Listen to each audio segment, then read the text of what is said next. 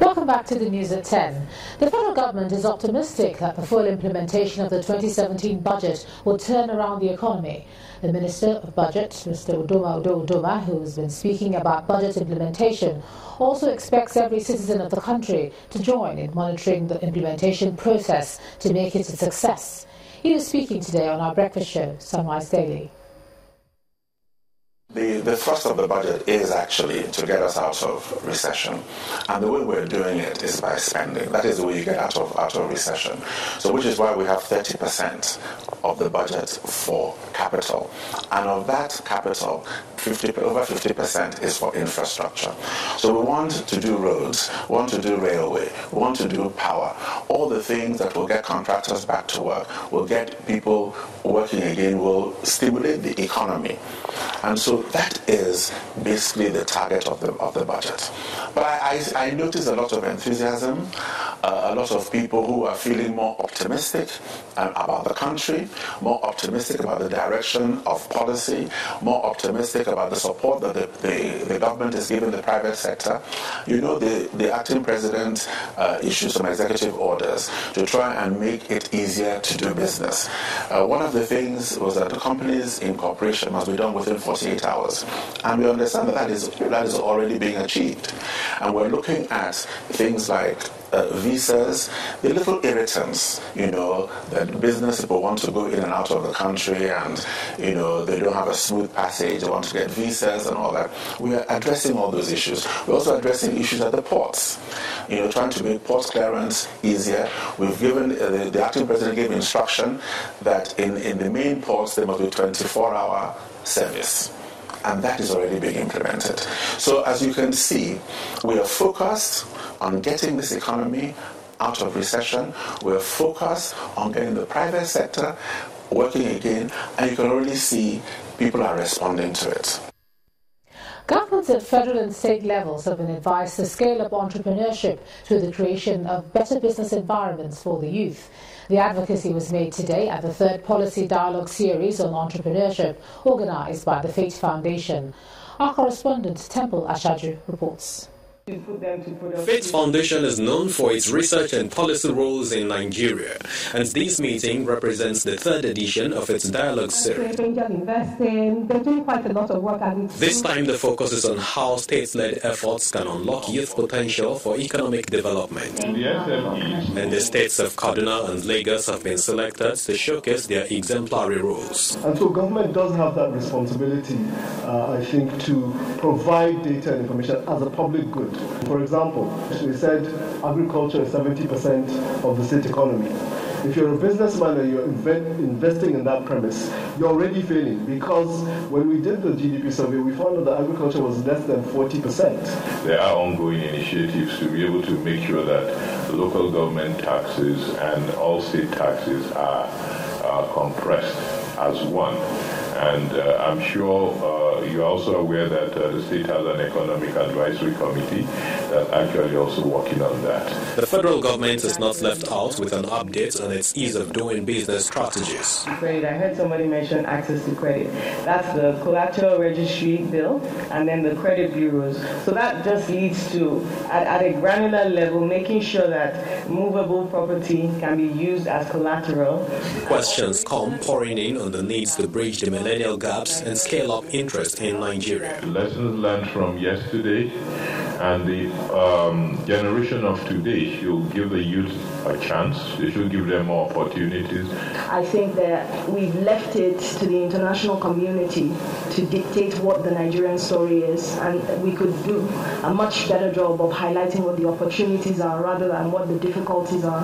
Making sure it's But what's the point of this dialogue? First of all is to aggregate information, data and statistics around key topical issues, which we did and we presented in our two reports, the ecosystem mapping report and the key players report. The second is a policy dialogue. So like Kaduna and Lagos states, the objective of Fate Foundation is to see more states scale up entrepreneurship and build ecosystem support for youth entrepreneurs.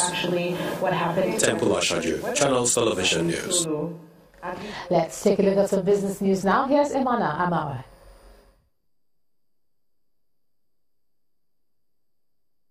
You first.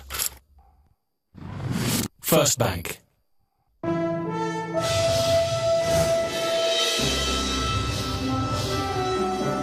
Hello and welcome to the world of business. London-based investment banking services firm Exotics Capital has released a new report that says the $1.2 billion Etisalat Nigeria debt burden will have manageable impact on the 13 Nigerian banks involved. The analysts estimate a minus 12% impact on the lender's net profit in the 2017 financial year. The consortium of banks, mainly Tier 1 listed lenders, have the options of swapping their loans to equity in Etisalat Nigeria or restructuring the loan and making provisions in their books. The report says a bailout of Etisalat Nigeria by the Central Bank or the Asset Management Corporation of Nigeria is unlikely. The deadline expires at 5 p.m. local time tomorrow, June the 23rd, for Etisalat Group to liquidate its shares in Etisalat Nigeria, which currently is warehoused with United Capital trustees. And the federal government has approved the Sovereign Investment Authority as strategic equity investor in the moribund National Commodity Exchange. On Wednesday, the Bureau of Public Enterprises gave Lead Capital Consortium a deadline of 60 days to conclude the NSIA key investment into the nearly 20-year-old agric-based exchange. The Council on Privatization is looking to see the Nigeria Commodity Exchange revitalized within a period of 3 to 5 years as the Buhari government refocuses economic diversification via agriculture.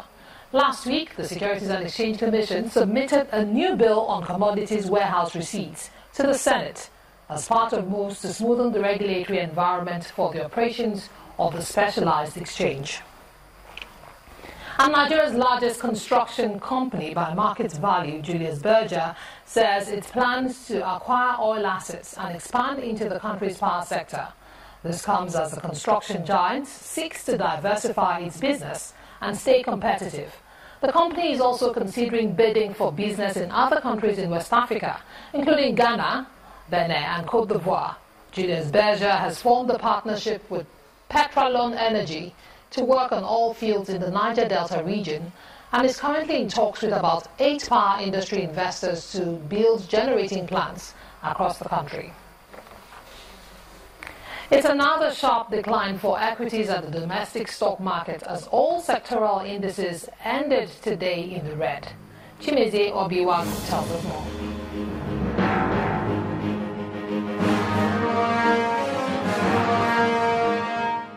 Hello and welcome to the Stock Market Report.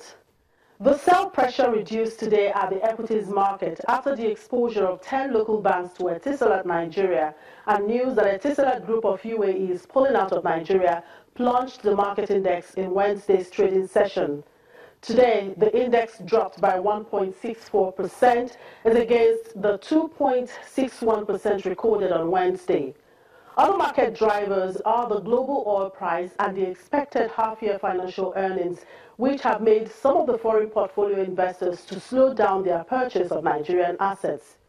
Volume of shares traded was 509.7 million, worth over 5 billion naira in 5,321 deals.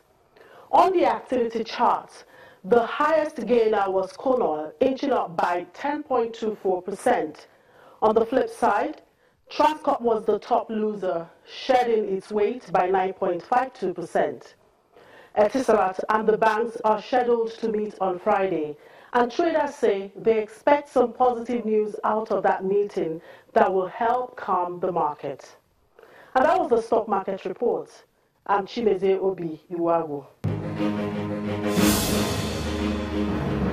Meantime, global stock markets ended mixed across board, with cautious trading by investors amidst falling oil prices. Let's see the figures.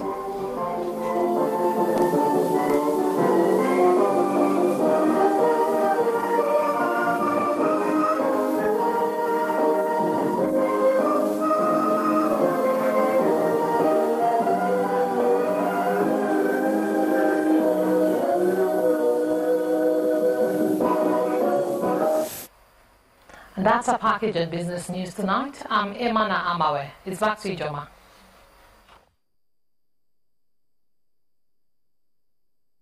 You first. First Bank. Thanks, Emma. Now, PZ Cousins Nigeria, makers of Imperial Leather toilet soap, has unveiled a new product called Imperial Leather Deodorant Body Spray and Roll-On. The event in Lagos, the managing director at that event of PZ Cousins, Alex Gomez, explained that the intention of the brand is to make life better for Nigerians.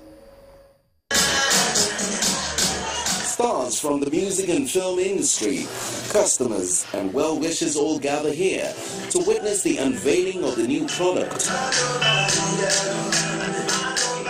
It's a step ahead from the usual Imperial Leather bar soap to body sprays with 3 invigorating fragrances. What I wanted to do was maybe just invoke some of those memories that you probably have of Imperial Leather, like myself. I remember growing up and you could always smell it in the house. And I sort of was thinking a little bit about the heritage of Imperial Leather. And I remember one of the images that comes to mind for me is probably Grandma's house. And it was always something evocative and something special, and something of very high quality, a special event, a special family event. And I think that's one of the fantastic things about Imperial Leather, that over the years it's always stood for that timeless quality. Japanese spa, active and softly come in spray and roll-ons. With this move, Imperial Leather brand moves from the wash category to caring for the confidence of people. Okay, so Imperial Leather has been known for generations to deliver quality fragrances. Everyone knows the Imperial Leather bar soaps. A lot of families have used it for generations. Imperial Leather is already known for quality fragrances, and we felt it was time for Nigerians to remember what quality fragrance is all about. Now, particularly for this product, one of the things you can't take away from here is that because PZ pays a lot of premium to fragrancing, PZ is one of the few companies in the world that has a master perfumer resident in PZ to craft perfumes that will endure and stand the test of time. So I can assure you that interacting with these brands, they are going to deliver on the promise on pack. Not only promise on pack, they're also going to give you the emotional kick you need to keep going all day long. 40 years in this part of the world, the timeless quality Imperial Leather brand believes a little luxury with its body sprays will go a long way in defining a personality. Government Secondary School, Mina, Niger State, and St. Jude's Girls Secondary School in Bayelsa State are the new champions of the Nestle Milo Secondary School Basketball Championship. In the girls' final, decided at the indoor sports hall of the National Stadium in Lagos, St. Jude's defeated Yejide Girls Grammar School, Ibadan, Oyo State, 41 to 14 points, while in the boys' final, the Niger State side beat Government Secondary School Abuja 65 to 60 points. The grand finals of the 19th edition of the Milo Basketball Championship was filled with excitement. At the center court, the girls' finals dunked off. St. Jude, in their best of form, dominated all quarters to beat Yejide Girls 41 to 14 points.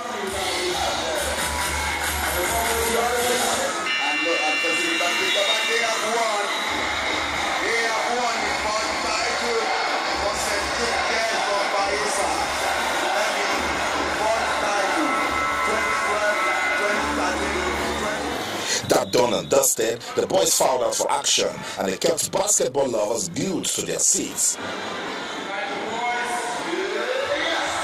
It was a tight contest, but the boys from Niger edged out their opponents from Abuja 65 to 60 to emerge champions.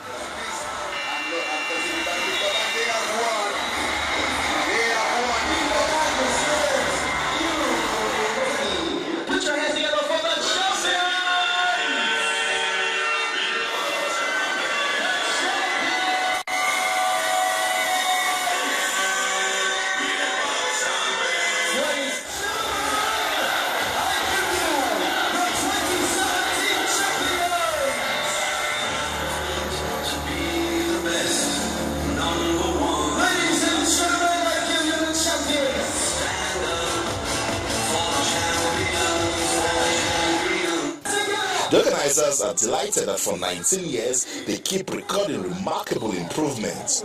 We're extremely proud of where this championship has taken us. Today, we're talking to almost 18,000 schools, which is amazing. And at the same time, we're able to see amazing talent just grow up. The quality of the game is getting better and better and better.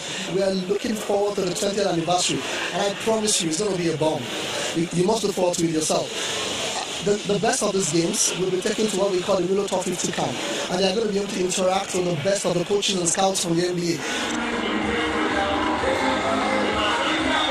It's the end of another edition, but the joy and excitement it brought will live in the hearts of spectators. What a time they had there. Now, still ahead on the news at 10, more Sports Wonder Federation confirms Nigeria and 182 other countries for the 2017 World Championships built for South Korea. Do join us again.